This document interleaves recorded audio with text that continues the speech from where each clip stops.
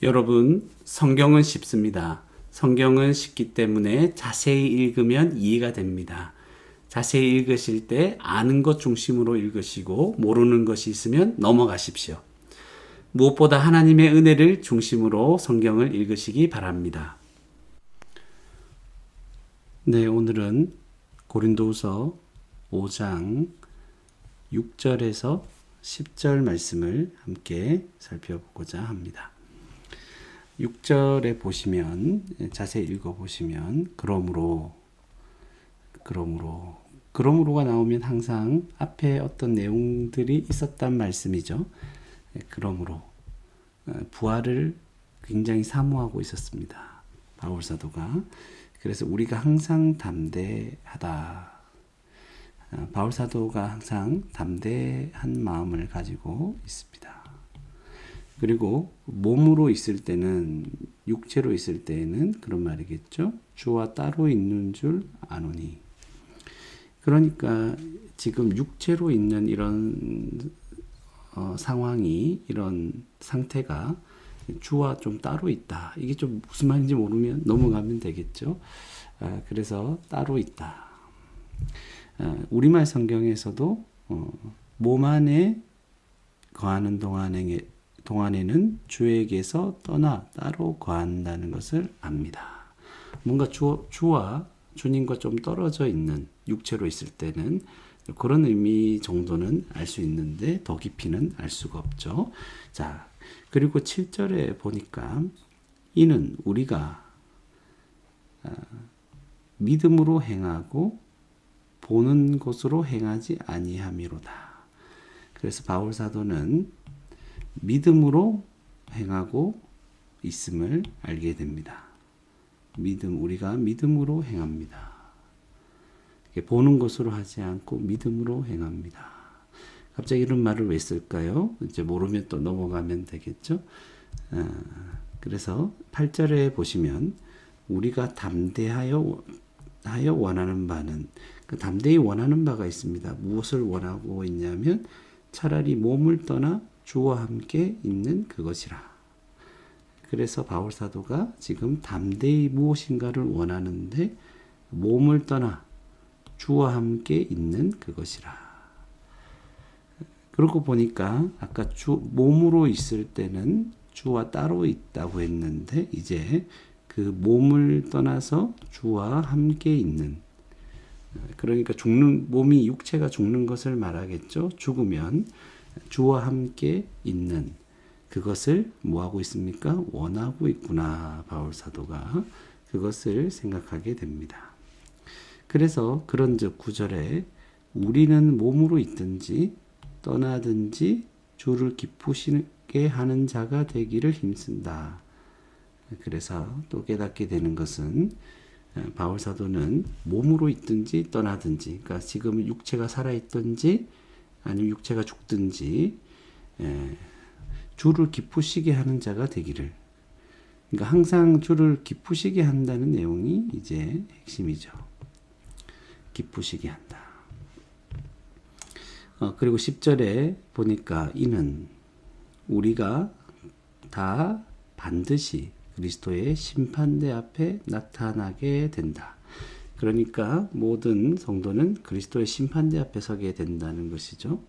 그래서 이거를 또 깨닫게 되고, 그때 어떻게 됩니까? 선악간에 그 몸으로 행한 것을 따라 받게 된다는 것입니다. 심판대 앞에 나타나게 될 것인데 몸으로 행한 것을 다 받게 된다는 것입니다.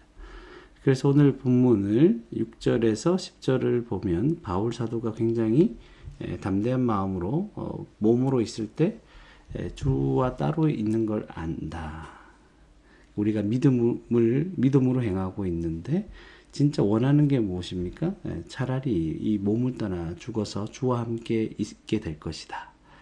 주와 함께 있는 것을 굉장히 원하고 있습니다.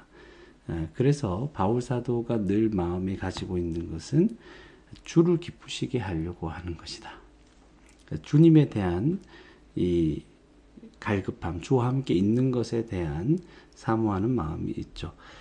그리고 그 앞에 왜 주를 또 기쁘시게 하는가 하니까 이제 우리가 다 반드시 그리스도의 심판대 앞에 서게 될 것입니다. 그것을 생각하니까 이 땅에 사는 동안, 육신으로 사는 동안 주를 기쁘시게 하는 그런 삶을 살아야 되겠다 하는 마음을 더 가지게 되겠죠.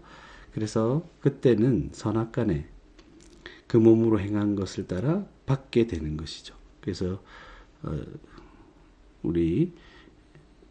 우리말 성경에 보면 보응이라고 돼 있죠. 우리가 선을 행했든지 악을 행했든지 우리의 몸으로 이 땅에 육신으로 살아갈 때 행했던 모든 것에 대해서 이제 보응을 받게 될 것인데, 바울 사도가 그러한 것을 더 생각하면서 주를 기쁘시게 하기 위해서 지금 살아가고 있다. 그것을 지금 말하고 있는 것입니다. 바울이 정말 원하는 것은 주와 함께 있는 것. 그러나 주를 만날 때 그 심판대 앞에 서게 될 것이고, 그래서 이 땅에 사는 동안 주를 사모하는 마음, 만나기를 사모하는 마음이 있기 때문에 그는 항상 주님을 기쁘시게 하는 삶을 살아가고 있습니다. 그래서 이것을 늘 생각하고 있기 때문에 7절에 우리가 믿음으로 행하고, 바울 사도는 믿음으로 행하고 있는 것이죠. 보는 것, 눈에 보이는 것으로 행하지 않고 믿음으로, 주와 함께 있는 것을 믿음으로 이제 바라보며 살아가고 있음을 알게 되는 것입니다.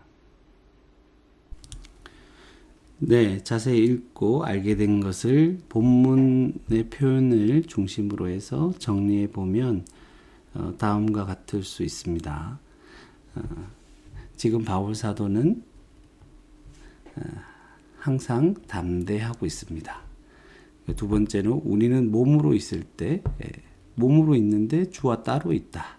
모르면 넘어가면 되겠죠. 그래서 그렇지만 육신으로 있을 때는 주와 함께, 죽어서 주와 함께 있는 것과는 좀 다르죠.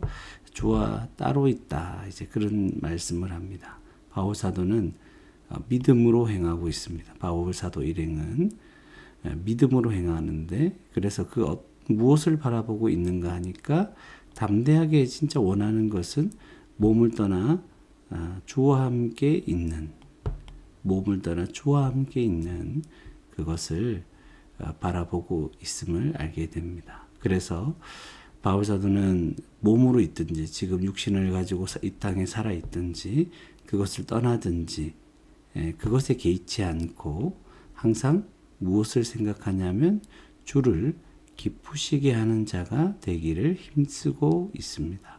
어떻게 하면 주를 기쁘시게 할까? 주님과 함께 있는 그날이 올 텐데, 내가 정말 원하는 것은 주님과 함께 있는 것인데, 그런 마음이 있다면 이 땅에서 주를 기쁘시게 하기 위해서 힘쓰며 살아가겠죠. 그리고 다 반드시 그리스도의 이 심판대 앞에 나타나게 될 것입니다. 우리가 다. 그리고 그 그리스도의 심판대 앞에서 각각 선악간에 몸으로 행한 것을 따라 받을 것입니다.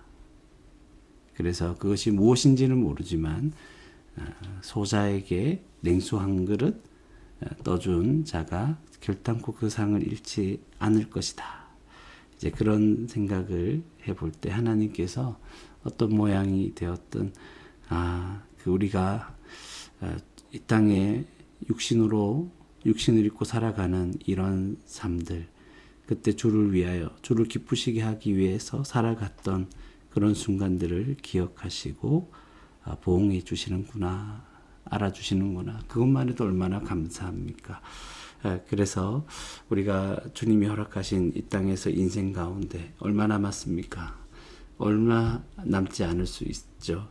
이런 짧은 인생 가운데 어떻게 해서든지 주를 기쁘시게 하는 그런 삶, 사람들을 기쁘게 하는 삶, 나 자신을 기쁘게 하는 삶, 그것이 아니라 하나님만, 주님만 기쁘시게 하는 자가 되기를 힘쓰며 살아가기를 바랍니다. 그리고 그리스도 심판대 앞에서 하나님께서 모든 우리의 수고와 눈물과 고통, 또 반대로 우리가 악한 그런 행동을, 그런 삶을, 죄를 범죄한 것들까지도 다 나타나게 될 것이고, 그것에 대한 보응을 받게 될 것인데, 이런 것들을 더 생각하면서 늘 주님을 오늘도 기쁘시게 하며 살아갈 수 있는, 기쁘시게 하는 자가 되기를 힘쓰며 살아가는 저와 여러분이 되기를 바랍니다.